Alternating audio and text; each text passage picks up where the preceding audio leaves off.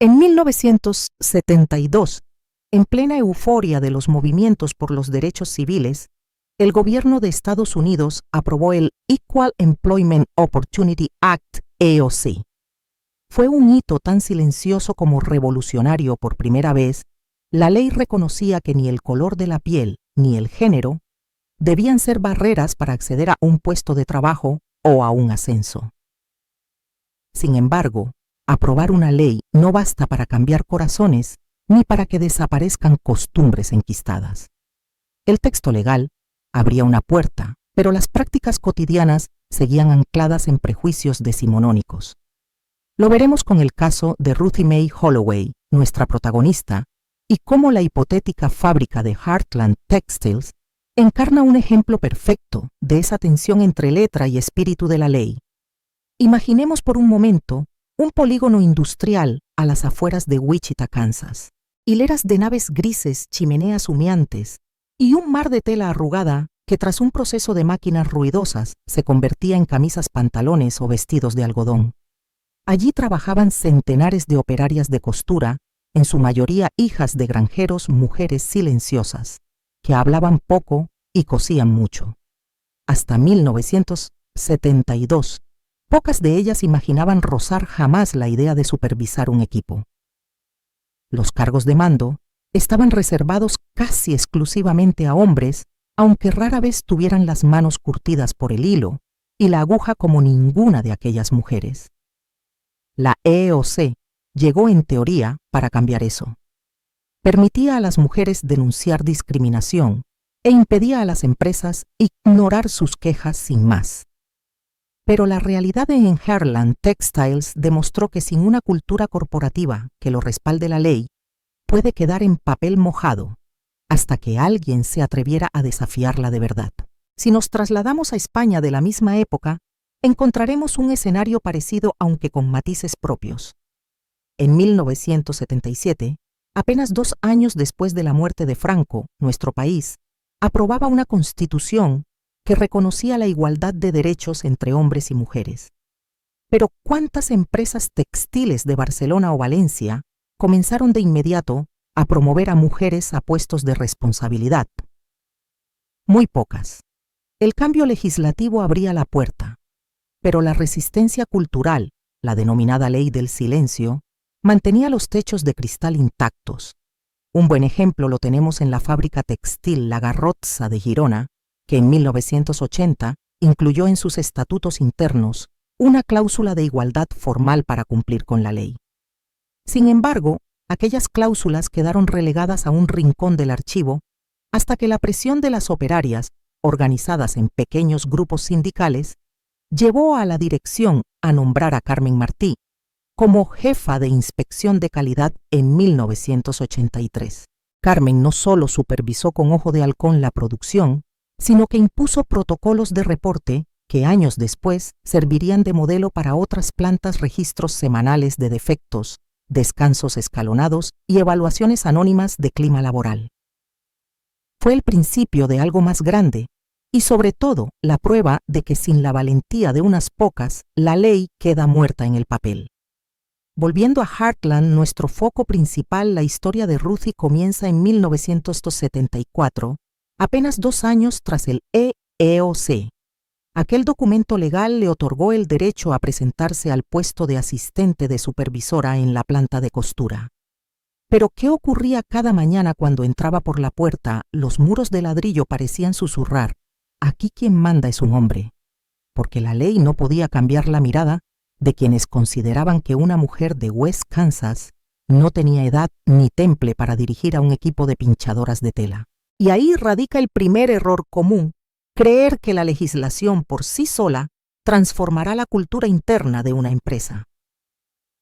No es extraño ver hoy en día a grandes compañías que presumen de certificaciones de igualdad y, sin embargo, mantienen prácticas informales de marginación, reuniones importantes a las que no invitan a sus pocas empleadas, demando misiones internacionales solo para ejecutivos hombres, descalificaciones sutiles en los pasillos. La lección aquí es clara: el cumplimiento de la ley debe ir acompañado de formación continua, protocolos internos y sanciones reales para quien infrinja las normas.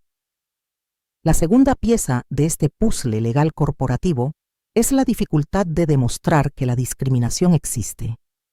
Un comentario desafortunado de un jefe, se olvida un email no contestado, se extravía, y un memo que circula mal. Bingo se convierte en excusa para argumentar que el problema fue un error administrativo y no un ataque sistemático. Es lo que sucedió con Vernon Rollins en Heartland. Cada pequeño sabotaje, un cambio de turno, sin avisar un memo perdido, reuniones donde desaparecía la silla de Ruthie, se justificaba como una incidencia aislada. Ninguna de esas incidencias por sí sola constituía prueba de género ni de abuso de poder. Era la suma de todas las coincidencias la que trazaba un patrón. Para combatir esa invisibilidad necesitamos documentar. Y en esto entra la tercera gran lección de nuestro contexto legal, la fuerza de las pruebas objetivas. Un registro detallado con fechas, horas, nombres de testigos y textos originales convierte la percepción subjetiva de me ignoran en una sucesión de violaciones al protocolo que incumplen tanto la EOC como cualquier código de conducta interno. Es la diferencia entre quejarse en el descanso y presentar un expediente ante recursos humanos o ante la Comisión de Igualdad. Por eso en la sección siguiente veremos cómo construir esa evidencia con eficacia y práctica digital adaptada a las herramientas del siglo XXI. Pero antes de cerrar este capítulo sobre contexto, merece la pena destacar otro error frecuente: creer que los ejemplos de éxito son inalcanzables.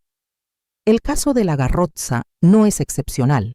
Basta con un puñado de empleadas decididas y un responsable de recursos humanos con algo de empatía para diseñar un protocolo básico de igualdad. Ni siquiera hacen falta costosas consultorías. Y en Heartland, la llegada de Ruthie Mae Holloway a supervisora sirvió como chispa inicial. Cuando ella comenzó a aplicar medidas tan sencillas como programar reuniones inclusivas y solicitar informes de producción desglosados por género, muchos descubrieron que las máquinas funcionaban igual de rápido. Y de paso, la moral del equipo subía un 10% según datos internos recogidos ese verano. Pequeños cambios, grandes resultados. En definitiva, el contexto histórico y el marco legal establecen el terreno de juego, pero son las personas quienes juegan la partida. Sin cultura corporativa, la ley es un papel olvidado en un dossier. Sin audacia, el texto legal se convierte en una ilusión de igualdad.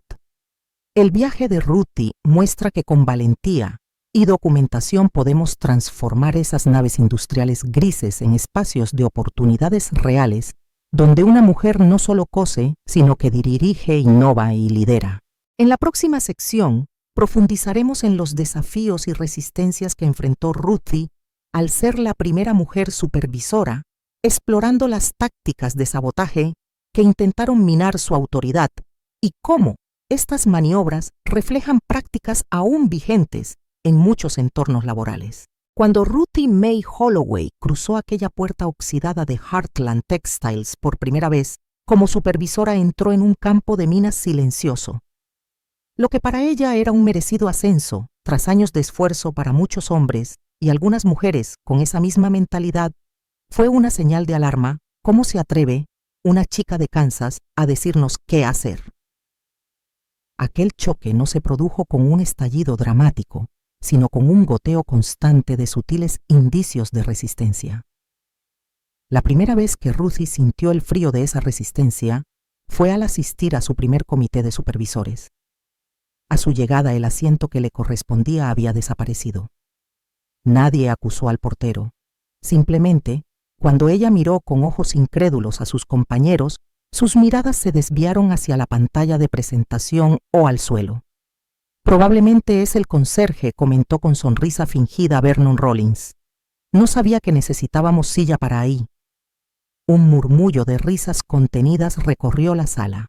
Aquella primera humillación, aunque leve, dejó claro el terreno resbaladizo donde tendría que avanzar. Con el tiempo, esa guerra de pequeños detalles fue escalando.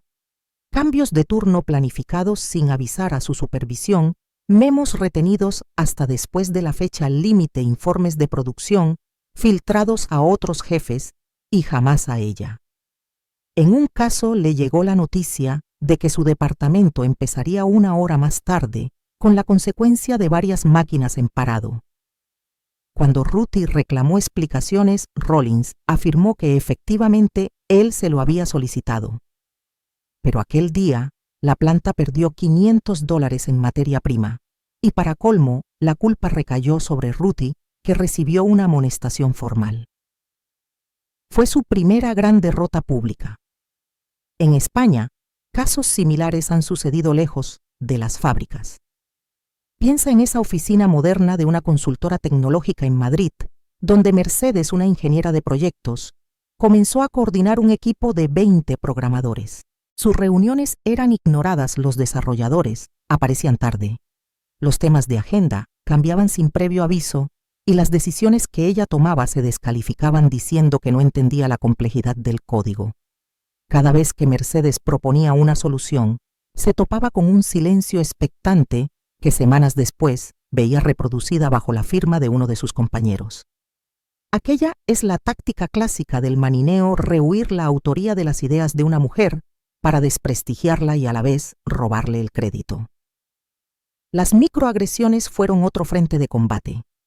Frases como «no sé si eres muy sensible» o «esto es un problema real» o «igual habría que darte un manual de cómo lidiar con máquinas».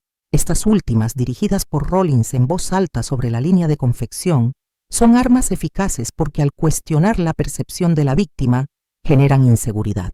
Ruthie aprendió a distinguirlas y a no reaccionar con frustración en el momento, sino a anotarlas con precisión, apostando por la táctica de la paciencia.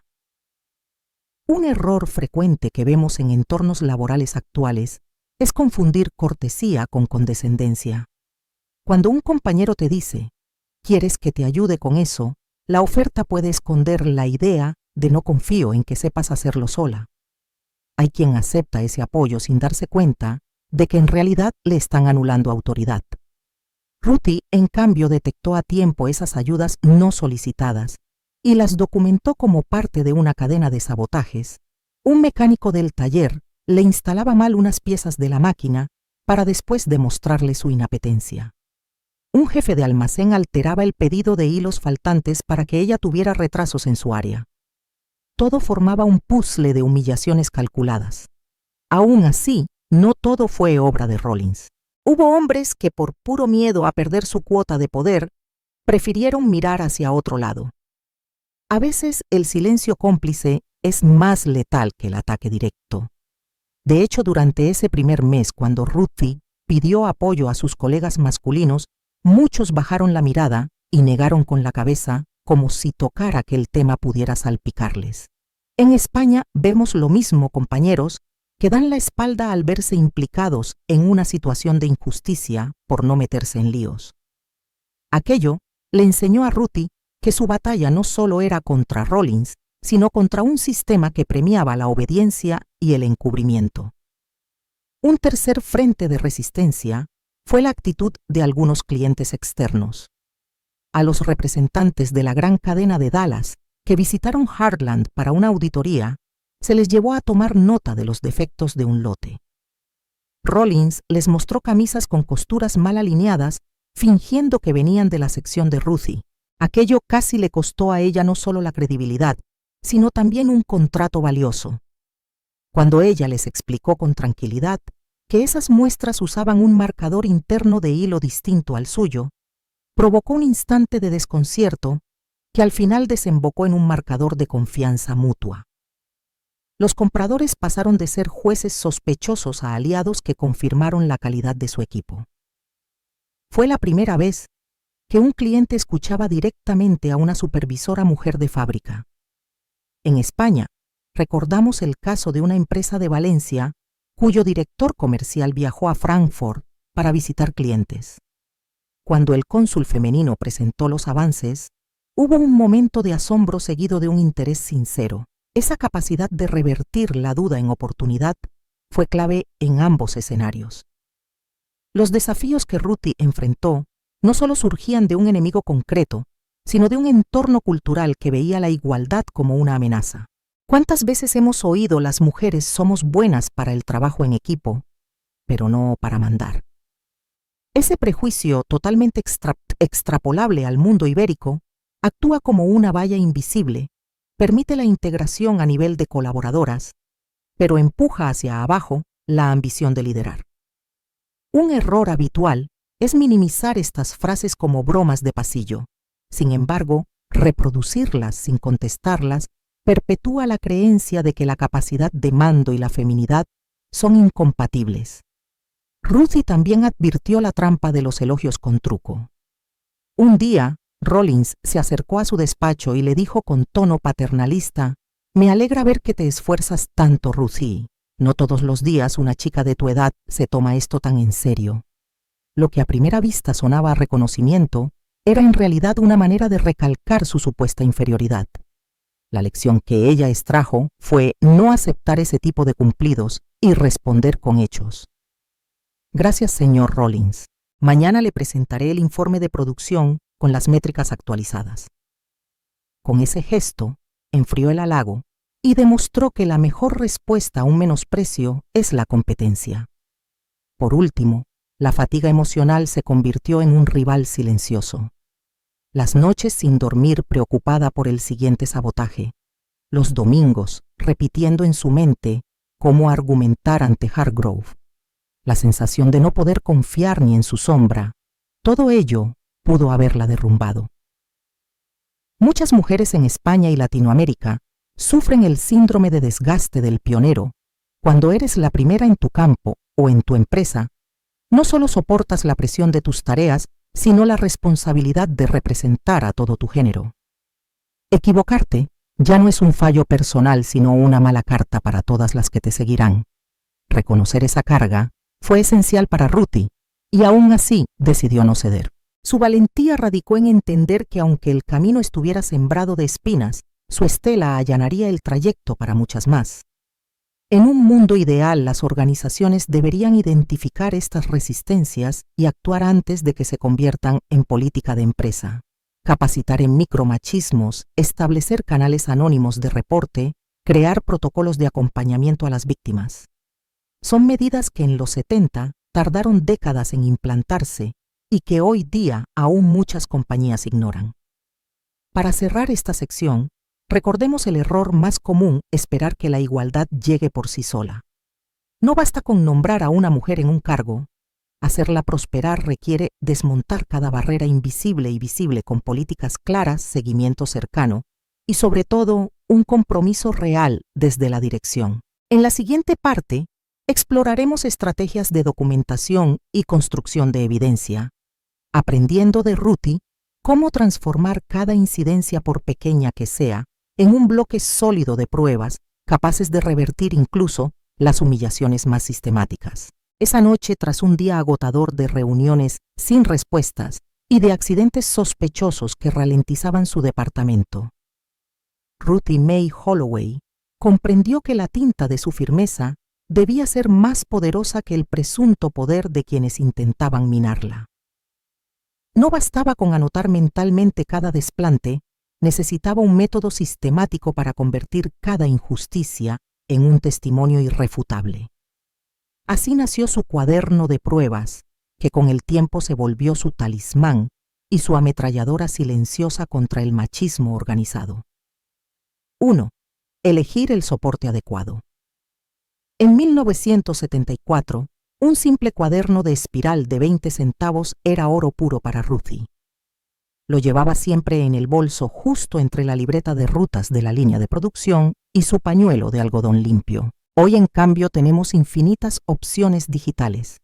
Aplicaciones de notas con timestamp automático, carpetas de correo electrónico, documentos en la nube con historial de versiones y chats de mensajería interna que registran cada mensaje. La recomendación clave es elegir un soporte que permita verificar la fecha y hora de cada entrada para evitar cualquier discusión sobre cuándo sucedió y si fue real. Lección práctica. Configura tu móvil o tu computadora para que guarde automáticamente las notas con fecha y hora. Si prefieres lo analógico, Pega un recibo del día en cada página, una factura, una hoja de calendario o un recordatorio con sello. 2. ¿Qué y cómo documentar? Ruthie estableció una plantilla mental para cada entrada de su cuaderno. Fecha y hora exacta, 10 de octubre de 1974. 08:05 AM, antes del arranque de la primera máquina. Lugar preciso, oficina de supervisión junto a la impresora principal. Hechos concretos. Memo de cambios de turno no recibido. La notificación llegó a los supervisores varones. Nombres de testigos Glatis Contabilidad. Y Jim Envíos, quienes confirmaron que vieron el memo y no lo reenviaron. Texto literal o copia del documento, si era posible escribía literalmente los párrafos clave del memo u obtenía una fotocopia. Consecuencia operativa.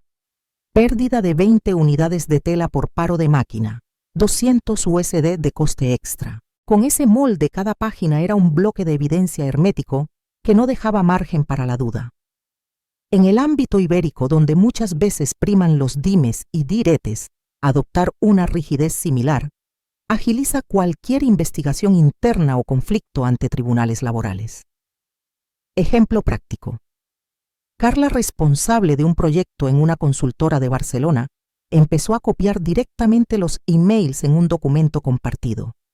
Cada vez que un compañero cambiaba un requisito sin aviso, pegaba el correo original y el modificado con la fecha.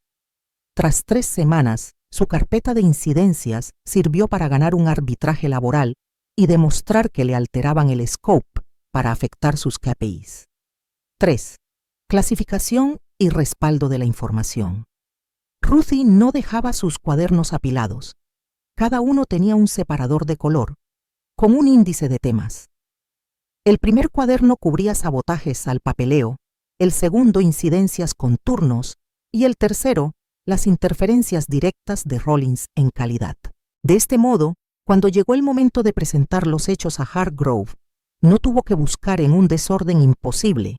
Abrió el cuaderno amarillo y exhibió las páginas correspondientes. Hoy podemos ir un paso más allá. Carpetas digitales crea subcarpetas por categorías comunicación, producción clientes legal, etiquetas en tu herramienta de notas asigna, urgente testigo o cliente para filtrar luego con un clic, copias de seguridad, guarda respaldo en un disco externo o en la nube para evitar pérdidas accidentales o desapariciones misteriosas de tu PC. Lección práctica. Cada viernes por la tarde, revisa tu semana documental y archiva lo recogido en la carpeta mensual. De este modo, tu sistema nunca queda obsoleto ni saturado. 4. Integrar pruebas externas. Ruthie sabía que los documentos internos y los testimonios de compañeros eran valiosos, pero también comprendió que involucrar a terceros reforzaba su causa. En aquel 1974, pidió a los representantes de Dallas que dejaran por escrito sus observaciones sobre la calidad de los productos. Aquella firma de un cliente externo se convirtió en un punto de inflexión, un aliado inesperado que dio peso a su credibilidad. En la actualidad, piensa en clientes y proveedores, solicita feedback por escrito tras cada entrega importante. Auditorías externas. Si tu industria lo permite, involucra a un ente independiente que documente los procesos.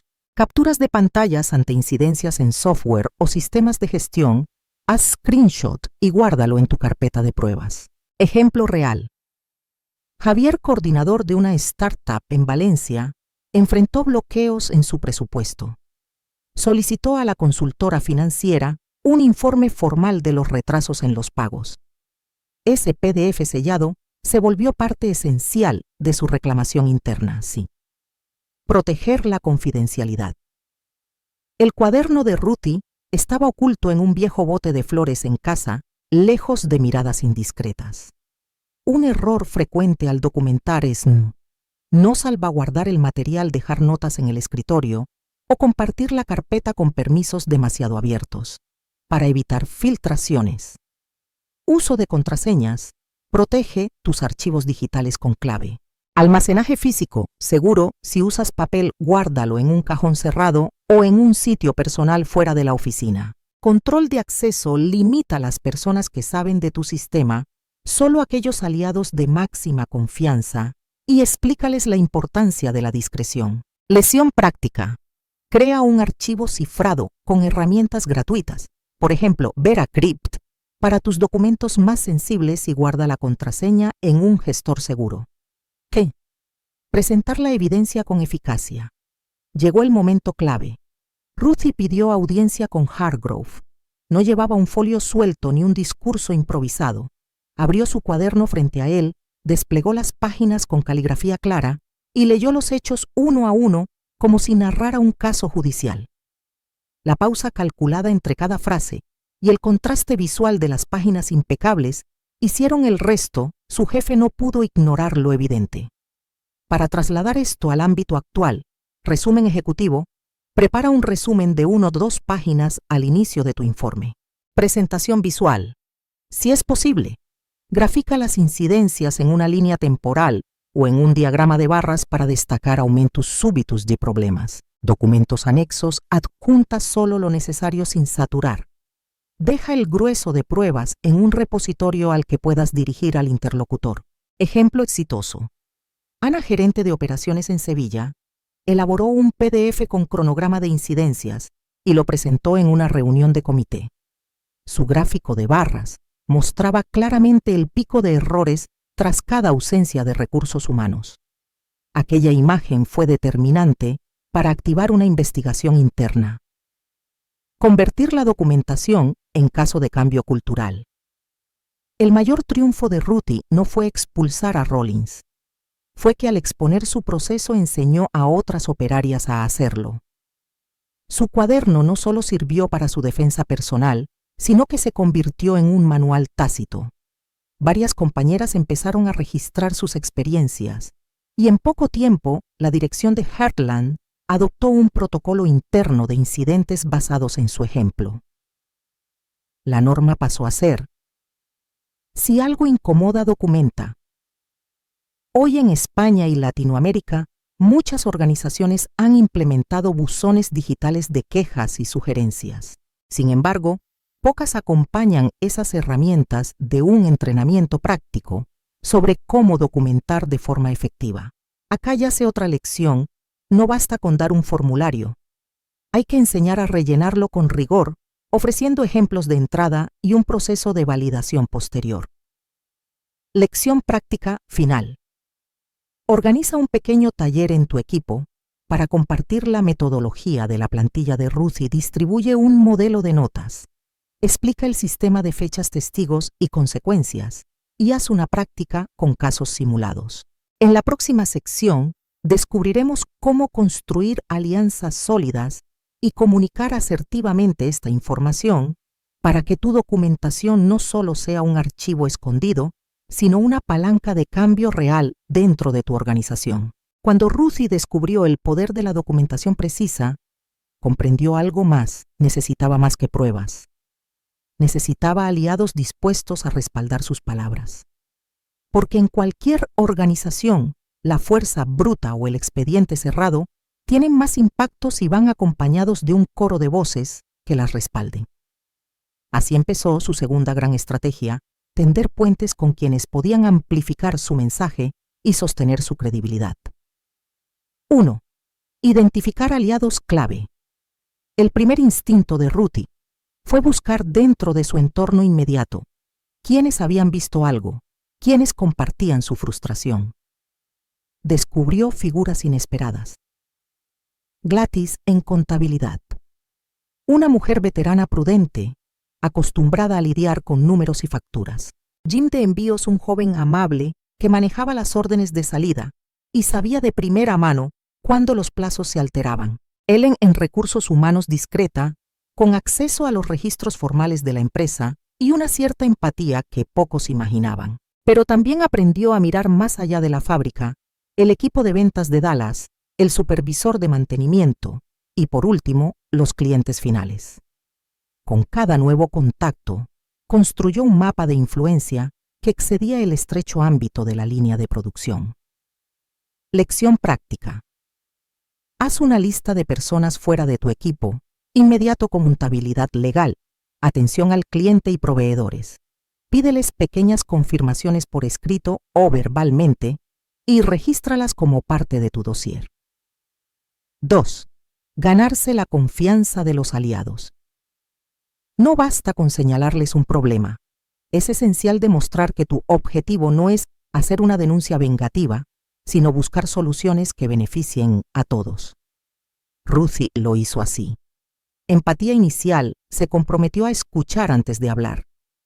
A Gladys le preguntó, ¿cómo ves tú esos despistes de papeles? Y dejó que hablara en confianza.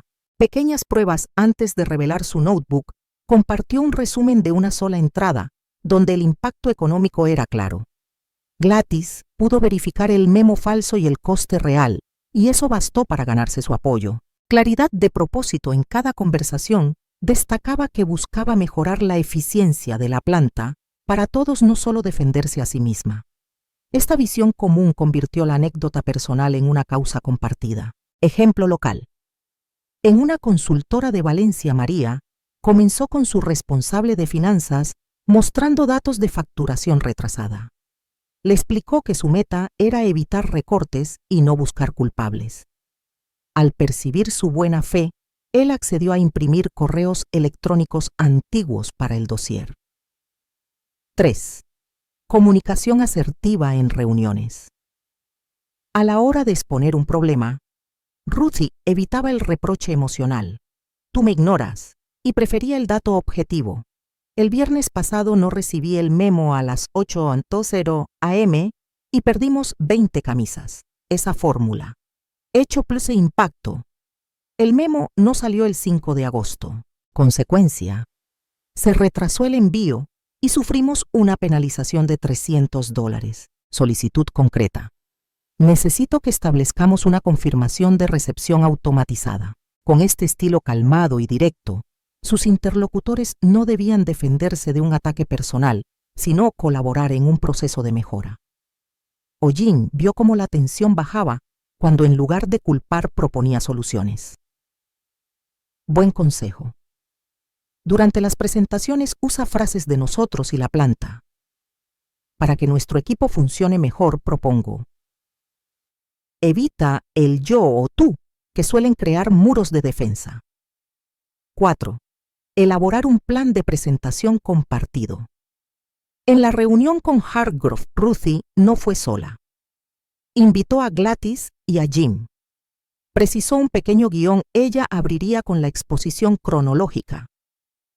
Gladys aportaría el testimonio contable y Jim explicaría el impacto logístico. Así cada uno se centró en su área de expertise. Ruthie, introducción y cronología general. Gladys, cifras contables y análisis de costes. Jim, cronograma de envíos y cómo se afectaron. El efecto fue demoledor. Hargrove percibió un frente unido y profesional, no una queja aislada. Ese acto de visibilidad compartida alivió la presión individual y reforzó la legitimidad de la denuncia. Ejemplo práctico.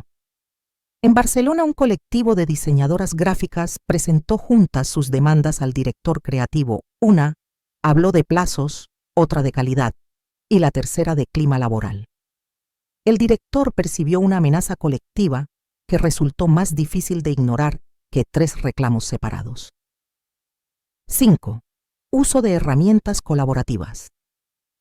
Ruthie utilizó la pizarra de la sala de juntas para bosquejar el flujo de información de la producción al almacén de RR.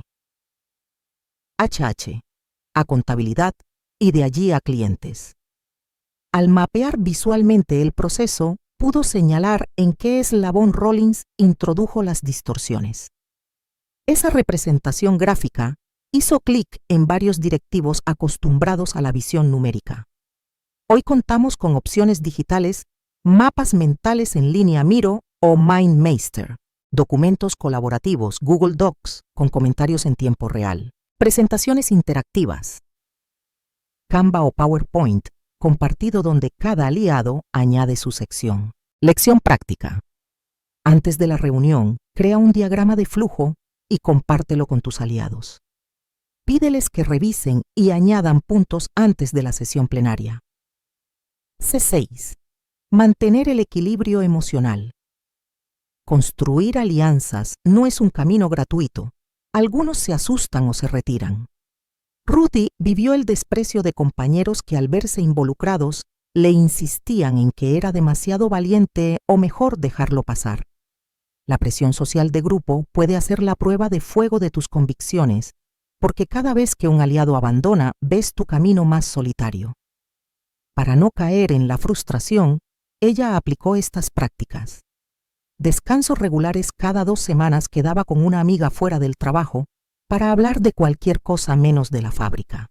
Feedback positivo celebraba cada pequeño logro como el asentimiento de un supervisor o un email de apoyo. Red personal hablaba con su madre y su hermana recordando por qué había empezado esta lucha. Consejo actual. Crea un grupo de WhatsApp o Slack privado con tus aliados para compartir triunfos y absurdos del día a día. Reírse juntos incluso de lo ridículo fortalece la cohesión. 7. Transformar la alianza en cambio estructural. El fin último de la alianza no era despedir a Rollins, sino instaurar un proceso continuo de mejora. Gracias a la evidencia compartida y a las voces de contabilidad, envíos y RR. HR. La dirección implementó protocolo de confirmación de memos correo con acuse automático. Canal anónimo de incidencias, buzón físico y digital, donde cualquier operario podía reportar problemas. Equipo de revisión trimestral, reuniones interdepartamentales para evaluar flujos y evitar cuellos de botella. Esos cambios trascendieron la vida de Ruthie. Siguieron vigentes después de su ascenso y mejoraron la productividad de toda la planta. En España, cuando una empresa adopta un comité de calidad mixto, con operarios, mandos intermedios y dirección, los resultados suelen reflejarse en un clima laboral más positivo y una rotación de personal menor. Lección final.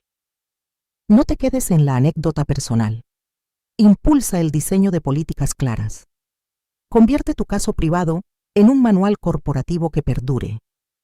En la quinta y última parte, aprenderemos a medir el impacto real de estas acciones, cómo traducir datos en resultados tangibles, compararlos con estándares actuales y extraer lecciones aplicables a cualquier sector para que tu historia de resiliencia se convierta en una guía de éxito permanente. Cuando a finales de 1976, Ruthie May Holloway se sentó en su nuevo despacho como asistente de directora de producción, ya no era la operaria tímida que un día dejó su casa en Russell, Kansas, con apenas $7 en el bolsillo. Había construido un legado que transformó toda la planta de Heartland Textiles y sus resultados hablaban por sí solos.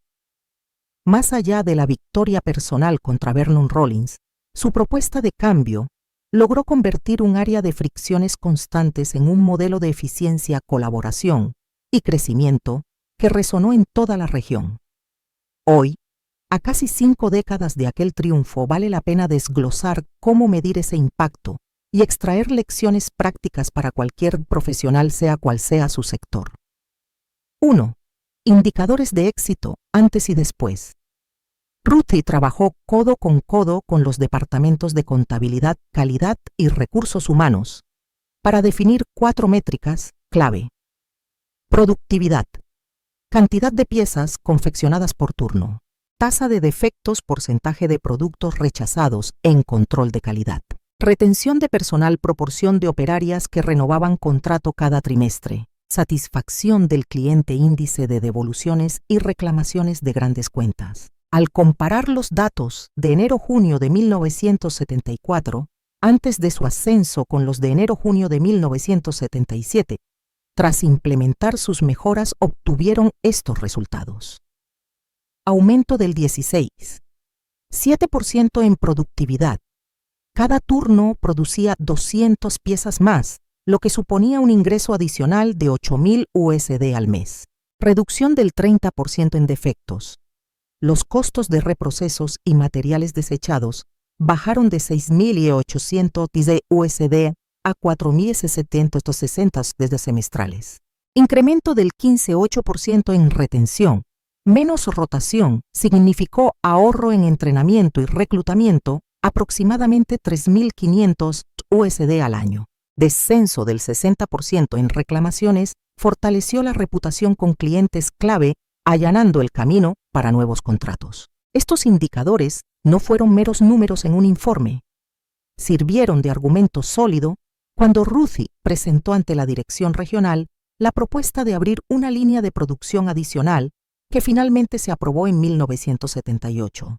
Con un crecimiento del 20% en la facturación anual, la planta pasó de ser una fábrica tradicional a un referente de innovación en la industria. 2. Comparación con métricas actuales. Muchos entornos laborales modernos, incluso en sectores de servicios o tecnología, utilizan KPIs muy similares.